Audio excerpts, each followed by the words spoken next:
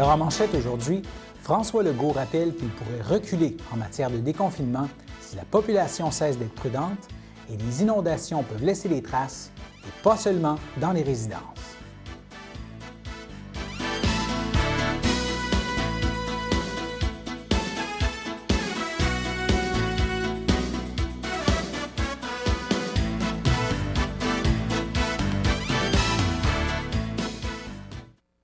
Alors bonjour mesdames, messieurs, mon nom est François Robert et bienvenue à votre bulletin d'information régionale du jeudi 30 avril. Alors tel qu'indiqué en manchette, François Legault a rappelé en conférence de presse en début d'après-midi qu'il pourrait reculer en matière de déconfinement si la population cesse d'être prudente. Il faut prendre ça au sérieux. Et le premier ministre s'est aussi dit préoccupé par la situation à Montréal, principal foyer de contagion dans la province. Alors, à l'échelle provinciale, la santé publique parle maintenant de 1859 décès reliés à la COVID-19. On approche du 2000. En ce moment, au Québec, il y aurait 1684 personnes hospitalisées, dont 214 aux soins intensifs. Et durant son point de presse aujourd'hui, le premier ministre Legault a invité les médias à être prudents avec les comparaisons avec les autres pays et les autres provinces, vu que les décès reliés à la COVID-19 sont sous-évalués dans plusieurs endroits, a-t-il fait valoir. François Legault a aussi voulu assurer qu'il respecte l'indépendance du docteur Arruda. Il a aussi dit comprendre le besoin de repos des infirmières et infirmières auxiliaires. Maintenant, le nombre de personnes testées positives à la COVID-19 dans la Naudière, notre région, ça se situe maintenant à 2187. Et de ce nombre, 173 se retrouvent dans la MRC d'Autrey, notre MRC. Ainsi, là, si on donne un petit horizon pour ce qui est de notre région plus précisément, Berthierville compte maintenant 11 cas de confirmés. 11, j'ai bien dit 11, oui. Saint-Ignace de Loyola, 9. Saint-Gabriel-de-Brandon, 14. Et les municipalités les plus touchées de la MRC demeurent les mêmes, Lanoraie avec 26 et la Valtrie avec 91 maintenant. Parlons maintenant de COVID-19 et des répercussions sur les services. On vous en parlait il y a quelques jours, les garages ont été réouverts récemment et de nombreux clients ont pris rendez-vous pour aller faire installer leurs pneus d'été. Le délai avant d'avoir un rendez-vous peut varier d'un garage à l'autre. Et la Sûreté du Québec a publié un petit rappel à ce sujet sur les réseaux sociaux concernant les pneus à clous. Cette année, en raison de la situation exceptionnelle, la limite pour les retirer, qui est généralement le 1er mai, a été repoussée. Donc, même si le 1er mai arrive rapidement et vos pneus cloutés sont toujours sur votre véhicule, pas de panique, vous avez cette année jusqu'au 5 juin pour les faire retirer. Autre nouvelle concernant le 1er mai qui arrive demain, nous vous avions présenté assez au début de la crise là, une entrevue avec la directrice générale du Days Inn de Berthierville, Annick Bélanger, lors de l'annonce de la fermeture des chambres jusqu'au 30 avril. Alors, il ne restait plus que le service aux camionneurs de fer, notamment pour les douches. Alors, le plan de rouvrir à compter du 1er mai est maintenu. Parmi les ajustements apportés, le petit déjeuner sera offert aux chambres, mais maintenant sous forme de boîte à déjeuner et les produits locaux y seront encore une fois mis en valeur. Alors, le Days Inn de Berthier qui ouvre demain le 1er mai. Nous passons maintenant à notre première pause. Les activités éducatives reprendront graduellement dans les écoles primaires. Les parents ne seront pas obligés d'y envoyer leurs enfants. Soyez rassurés, ce retour se fera dans le respect des mesures d'hygiène reconnues que vous pouvez consulter à cette adresse. En restant vigilant et en suivant les recommandations de la santé publique, le retour aux primaires, c'est sécuritaire.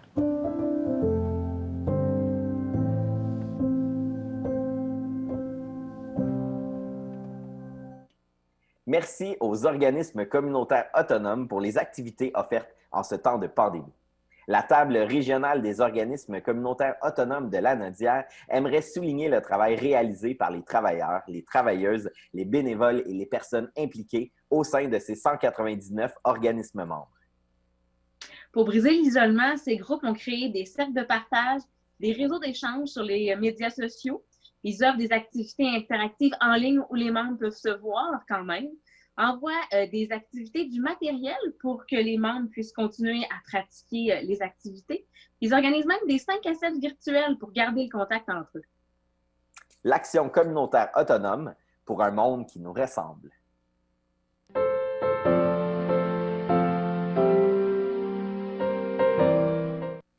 Alors, au chapitre des anniversaires pour ce jeudi 30 avril, le Centre d'action bénévole d'Autrey souhaite bonne fête à Rose Desrosiers, alors que l'Association des personnes handicapées du secteur Berthier souhaite un joyeux anniversaire à Kevin Sauvé. C'était les anniversaires du jour pour ce jeudi 30 avril. Alors, on se rappelle là, que c'est à cette période l'an dernier que la digue Sainte-Marthe sur le lac s'est rompue et qu'à la même période l'an dernier, plusieurs résidents du Québec dans de nombreuses régions, dont dans la nôtre, avaient les pieds dans l'eau. Alors, voir sa maison inondée en tout ou en partie peut avoir de nombreuses répercussions, que ce soit financières, organisationnelles, émotionnelles, et on peut le comprendre, parfois des impacts notamment sur la santé mentale. Il y a une équipe de chercheurs québécois qui a mené une étude auprès de personnes qui ont vécu les inondations de l'an dernier. Nous en avons discuté avec l'une des chercheuses, Mélissa Généreux. Alors voici la première partie de l'entrevue qu'elle nous a accordée. Alors, nous discutons aujourd'hui avec la médecin et chercheure en santé publique à l'Université de Sherbrooke, Mélissa Généreux. Bonjour, Madame Généreux. Bonjour. Elle est l'une des chercheurs derrière une étude sur les impacts psychosociaux causés par les inondations du printemps 2019. L'enquête a été réalisée dans 6 régions et celle de Berthier n'en fait pas partie, mais il est fort possible que des phénomènes observés dans ces 6 régions peuvent aussi avoir été présents chez les gens ayant subi des inondations près de chez nous. D'abord, pouvez-vous nous présenter un peu le cadre et la méthodologie utilisée pour cette étude? Bien, en fait, premièrement, je tiens à préciser que le choix des régions, c'est pas fait de façon subjective. C'est vraiment parce qu'on est allé choisir les 6 régions pour lesquelles on avait le plus grand nombre de sinistrés lors des inondations du printemps 2019. Donc, on parle ici de Laval, Laurentides, en fait, Mauricie-Centre-du-Québec, Montérégie, Montréal et l'Outaouais. Mais on sait que dans la Nodière, entre autres, on a eu aussi plusieurs inondés. Donc, on aurait voulu prendre tout le monde, mais on devait faire un choix méthodologique par respect de notre capacité à échantillonner un certain nombre de gens.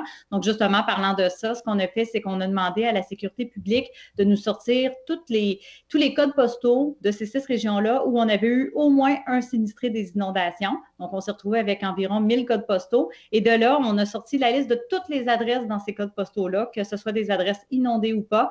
Et parmi presque 100 000 adresses identifiées dans les zones inondées, on a échantillonné un certain nombre et ça a fait un échantillon final de 3437 répondants qui vivent en zone inondée, qui ont soit été directement inondés, soit perturbés par les inondations ou enfin pas du tout affectés, même s'ils vivent en zone inondée.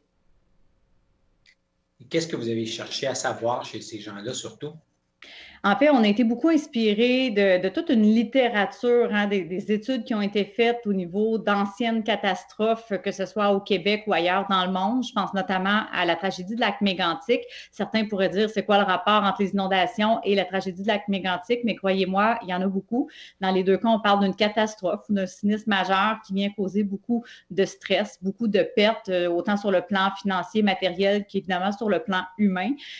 Donc, on s'est inspiré de ce qu'on avait fait à lac Mégantic, une équipe de chercheurs et moi-même, pour suivre au fil du temps les impacts psychosociaux. Donc, on parle de stress post-traumatique, d'anxiété, de dépression. Donc, tout ça, le but était de le suivre au fil du temps à lac Mégantic. Et c'est comme ça qu'on avait démontré que les impacts perduraient dans le temps et touchaient beaucoup plus de gens que ce qu'on aurait pu l'imaginer. Et ça avait été excessivement utile pour faire valoir à nos décideurs, à nos politiciens, un peu à tous les niveaux, au niveau municipal jusqu'au niveau provincial, qu'on devait continuer à soutenir la communauté de lac Mégantic. Donc, inspiré de ça, on s'est dit, on va faire la même chose pour les communautés qui ont été inondées ou sinistrées par le printemps 2019, toujours dans la même optique de démontrer cet impact-là et de le faire valoir à nos décideurs pour qu'ils puissent le considérer dans leur prise de décision.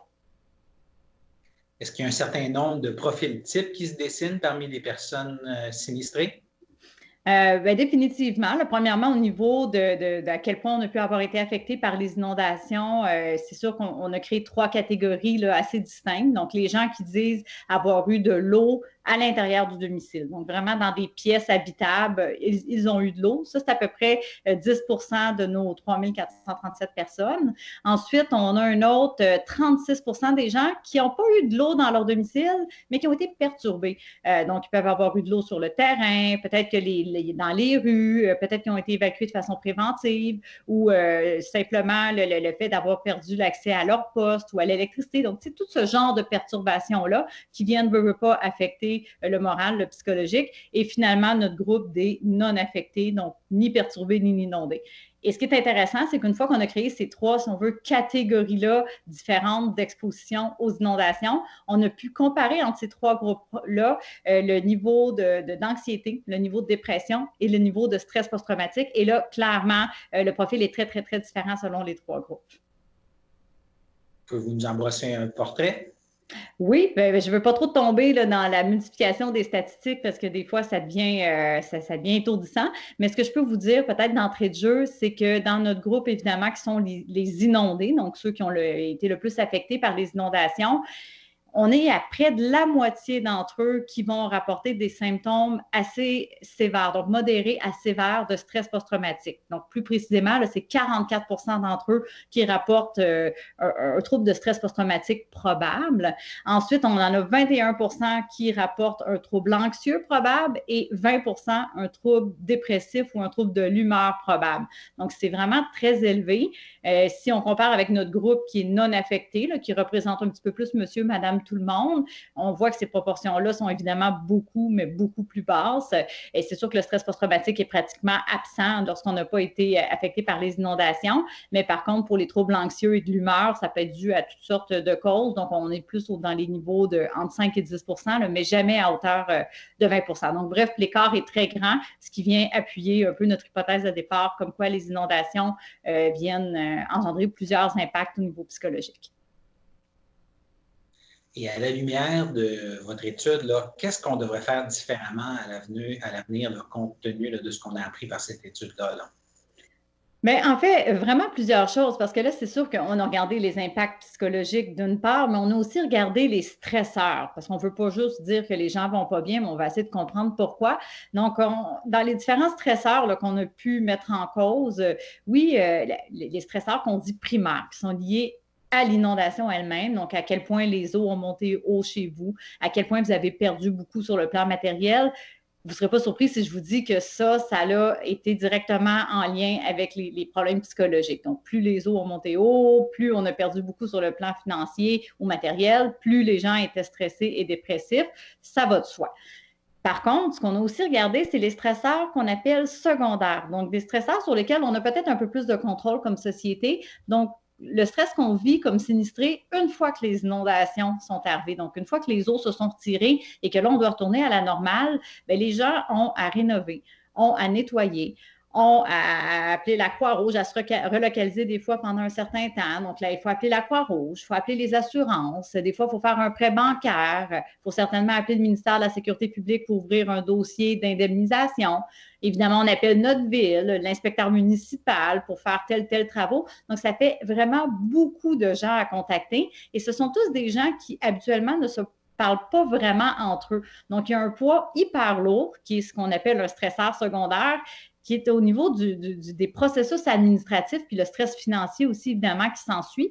Puis tout ça dans un contexte où les gens doivent retourner à leur travail, l'école recommence, la garderie recommence. Donc, on est censé reprendre le beat normal sans nécessairement avoir l'énergie et la force de se battre un petit peu contre le système. Donc, ces stresseurs secondaires-là, eux aussi, les gens qui sentent qu'ils n'ont pas eu assez de soutien sur le plan financier, qui n'ont pas eu assez de soutien sur le plan moral ou encore du soutien carrément concret, là, comme par exemple de l'aide pour nettoyer puis reconstruire, bien, ces gens-là ont été encore plus affectés par les inondations que ceux qui ont bénéficié d'un bon niveau de soutien au niveau moral, concret ou financier. Donc, tout ça pour dire que je pense que ce qu'on doit retenir de ça, c'est que oui, les impacts sont très importants et on doit en tenir compte, ne serait-ce que de fournir du soutien psychologique et moral par des travailleurs sociaux et des psychologues, mais ce n'est pas suffisant. On doit vraiment aussi agir à tous les niveaux pour s'assurer que nos sinistrés ont le soutien très tangible, très concret dont ils ont besoin, ont peut-être de l'aide pour se démêler dans tous les processus administratifs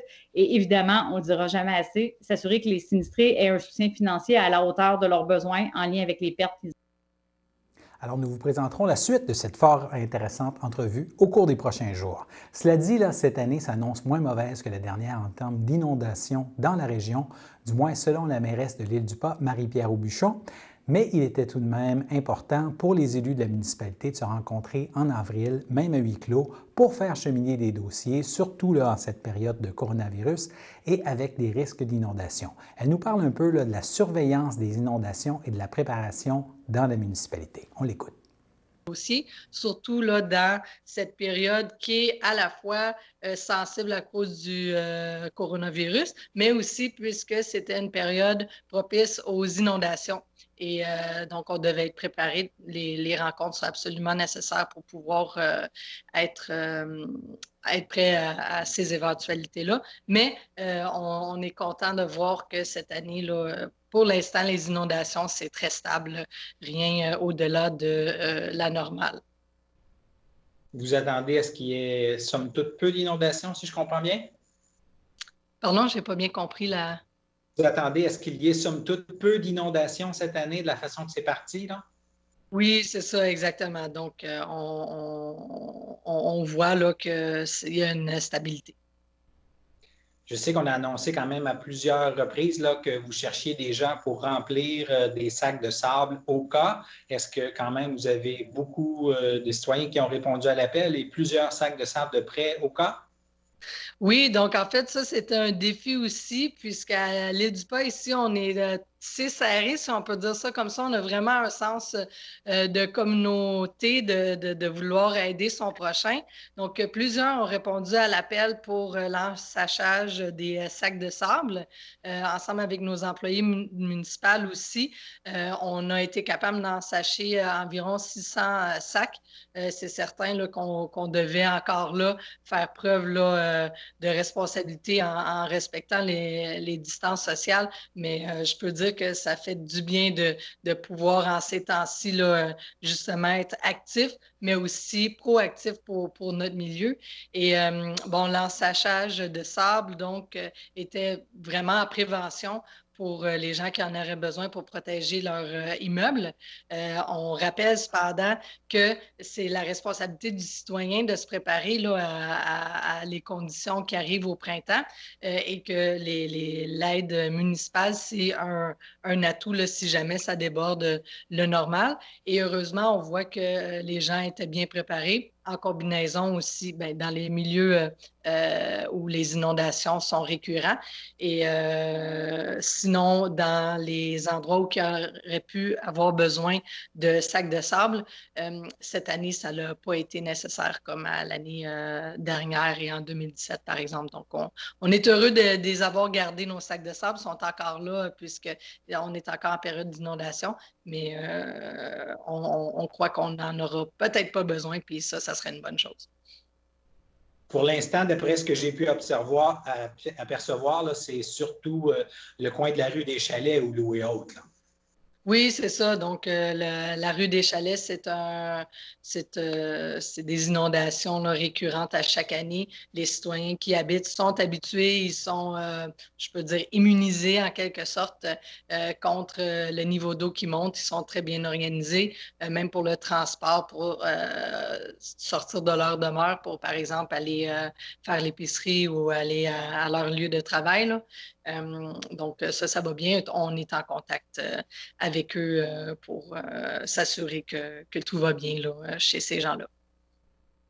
Alors, le conseil municipal de l'Île-du-Pas a adopté un avis de motion lors du conseil d'avril tenu à huis clos pour réviser la rémunération de la mairesse. Voici les explications de la mairesse Marie-Pierre Aubuchon. Le dépôt de projet de règlement concernant le traitement des élus. Je regarde mes notes en même temps. En fait, ça concerne la rémunération du poste du maire, puisque depuis 2017, à mon entrée, on a fait l'exercice de compiler les heures là, que ça prend pour la responsabilité de maire et on a ajusté le salaire du maire en conséquence. Donc, c'est un dépôt de projet de règlement et il y aura l'adoption au mois de mai. Oui. Donc, c'est un ajustement de quel ordre? C'est un ajustement là, je n'ai pas les chiffres exacts devant moi. C'est un montant de 2225, je crois, plus les dépenses d'allocation. Donc, j'arrondis là, à les fins de cette communication. Mais les précisions peuvent être vues là, sur le PV sur notre site Internet.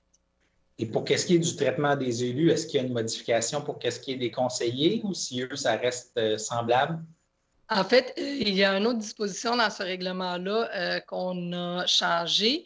On se rappellera que l'année dernière, nous avons ajusté quelque chose dans le règlement, une clause dans le règlement, pardon, qui dictait qu'en fait, les conseillers ou un élu qui se déplace pour un événement qui a été approuvé par le conseil est rémunéré à l'ordre de 120 $. Donc, si le conseiller se déplace pour la sécurité civile, pour la persévérance scolaire, pour différents dossiers comme ça, différentes rencontres, sa journée de travail qu'il devrait manquer, par exemple, serait compensée par cette allocation-là de 120 $. Donc, à ce niveau-là, c'était quelque chose de bien pour encourager l'implication des élus et pour aussi représenter la municipalité dans différentes instances. Et pour le moment, donc, on n'a pas prévu une hausse de rémunération systématique pour les conseillers.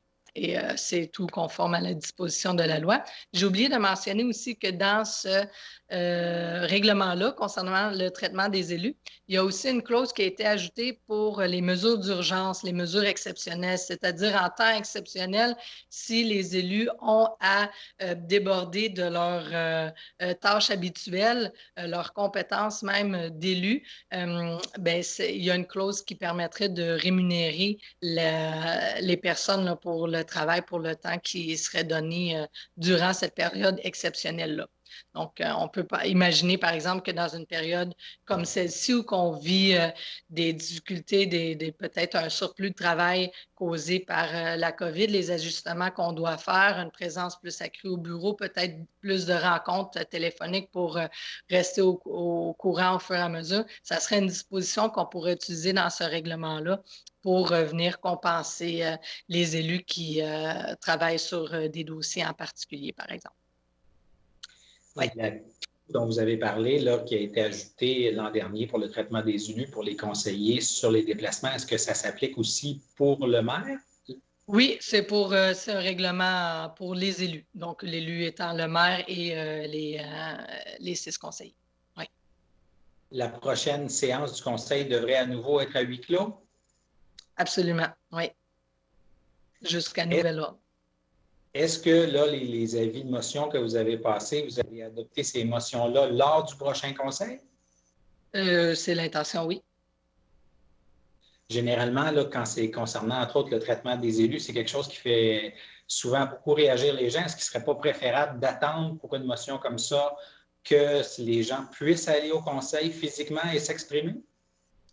Nous, on croit, en fait, c'est un règlement sur lequel on travaille depuis un moment. Je vous dirais, si ça ne fait pas un an, ça fait plus que ça. C'est pour pouvoir continuer là, à garder nos dossiers à jour, c'est vraiment une étape qui doit être franchie à ce moment-ci et on croit que les citoyens vont comprendre là, cet réajustement dans le traitement des élus, puisque ça se traduit là, dans le travail qui est fait dans la municipalité dernièrement. Et vous savez aussi qu'un traitement des élus, n'importe quel règlement peut être modifié ou changé là, à un moment donné. Ce n'est pas coulé. Donc, si jamais on voit que ça l'apporte des réactions fortes et que le conseil veut revenir sur une décision, changer quelque chose, ben, ça pourra toujours être fait. Donc, on ne croit pas que c'est contraignant. Et nous passons maintenant à notre seconde pause. Les services de garde éducatifs à l'enfance et les garderies rouvriront graduellement pour accueillir d'abord les enfants des travailleurs et travailleuses des services prioritaires. Les parents ne seront pas obligés d'y envoyer leurs enfants. Soyez rassurés. Ce retour se fera dans le respect des mesures d'hygiène reconnues que vous pouvez consulter à cette adresse. En restant vigilant et en suivant les recommandations de la santé publique, le retour en service de garde éducatif à l'enfance et en garderie, c'est sécuritaire.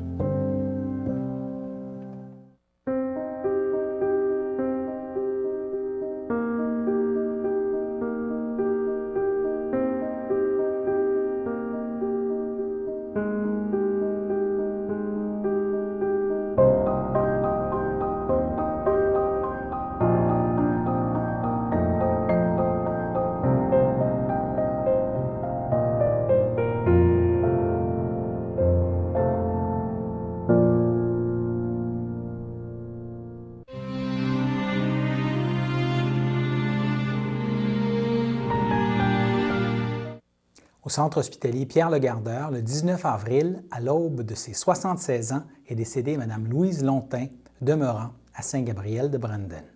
Lui ont précédé sa sœur Gisèle et ses frères Jean, Guy et Gilles. Elle laisse dans le deuil ses fils Mathieu Destrempes, David Destrempes et sa conjointe Nathalie Racine, ainsi que ses sœurs et son beau-frère Rachel Lontin, Thérèse Lontin et son conjoint Peter Jaslow, ainsi que plusieurs neveux, nièces et autres parents et amis. Et dans les circonstances de pandémie de COVID-19 et dans le but d'éviter les rassemblements, la famille de Mme Lontin a pris la décision de reporter les rituels à une date ultérieure. Maintenant, au CHSLD Le Château, le 22 avril, à l'âge de 77 ans, est décédé M. Jean-Marc Ferland, demeurant à Berthierville. Il était le fils de feu Jean Ferland et de feu Madeleine Leduc. Il laisse dans le deuil sa sœur Suzanne feu André Martin, ainsi que ses neveux Louis Martin, Jean Martin et ses filles Frédéric et Raphaël, Philippe Martin et sa conjointe Marie-Hélène Robitaille et leurs filles Alice et Sarah. Il laisse aussi dans le deuil sa belle-sœur Micheline Talbot, feu Robert Ferland, et ses filles Caroline et Marie-Ève Lavoie. Il laisse également dans le deuil plusieurs cousins, cousines et autres parents et amis. Et M. Ferland a été impliqué activement dans sa communauté. Il a notamment été président de la fabrique de Berthierville, échevin à la mairie de Berthierville, président de l'Association québécoise des retraités des secteurs publics et parapublics de la Naudière et a siégé sur le conseil d'administration des résidences communautaires du Sacré-Cœur pendant plusieurs années. Il a également été impliqué dans plusieurs organisations politiques provinciales, fédérales, et la famille de M. Ferland tient particulièrement à remercier le personnel soignant du CHSLD Le Château pour leurs bons soins. Et en raison de la pandémie de COVID-19, les funérailles seront célébrées à une date ultérieure. Maintenant, au CHSLD des Moulins à Terrebonne, le 23 avril, à l'âge de 78 ans, est décédée Mme Claudette Caillé, épouse de feu Gaëtan Coutu, demeurant à Berthierville. Elle laisse dans le deuil ses enfants Sylvain Coutu et sa conjointe Lucie Desraspes, Patrick Coutu, Caroline Coutu et son conjoint Steve Duguay. Elle laisse aussi dans le deuil ses petites filles Laurence, Ariane, Olivia et Héloïse, ainsi que son frère, sa sœur, ses beaux-frères et belles-sœurs, Noël Caillé et sa conjointe Gisèle Girard, Jeannette Caillé, feu Gérard Charbonneau, Rose-Éliane Coutu, feu Lionel Ducharme, Florian Coutu et sa conjointe Fleurette Laporte, ainsi que plusieurs neveux, nièces et autres parents et amis. Et dans les circonstances de pandémie de COVID-19 et dans le but d'éviter les rassemblements, la famille de Mme Caillé a pris la décision de reporter les rituels à une date ultérieure. C'était les avis de décès. Nous passons maintenant à la météo.